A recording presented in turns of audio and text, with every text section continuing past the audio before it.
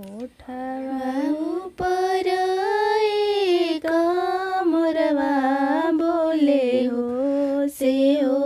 बोलिया सोहावन लागे हो से हो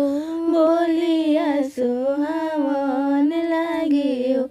आमावा महुइया जैसन पापा पोसलन हो जिरवा ऐसन आमा पोसली हो जिरवा ऐसन आमा पोसली आजू के रतिया पापा जगल रहिया हो पोसल दियावा चोरी जइहन हो पोसल दियावा चोरी जइहन कोठावा ऊपर एक मोरवा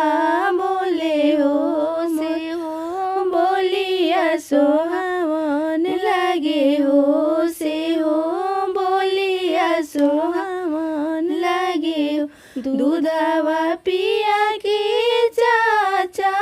पोसी देलन हो मछरिया ऐसन बेची देलन हो मछरिया ऐसन बेची देलन खोआ खिया के चाची पोसी देली हो मछरिया ऐसन बेची देली हो मछरिया ऐसन बेची देली हो दूधवा पिया के भैया पोसी देलन हो मछरिया ऐसन बेची देलन हो मछरिया ऐसन बेची देलन खोड़वा खिया के भाभी पोसी देली हो मछरिया ऐसन बेची देली हो मछरिया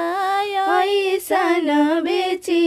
देली घोड़ावा चढ़ल अइलन कवन दुला हो मछरिया किनी लेलन हो मछरिया किनी लेलन कोठावा ऊपर एक मोरवा बोले हो से हो बोलिया सोहावन लागे हो से हो बोलिया सोहा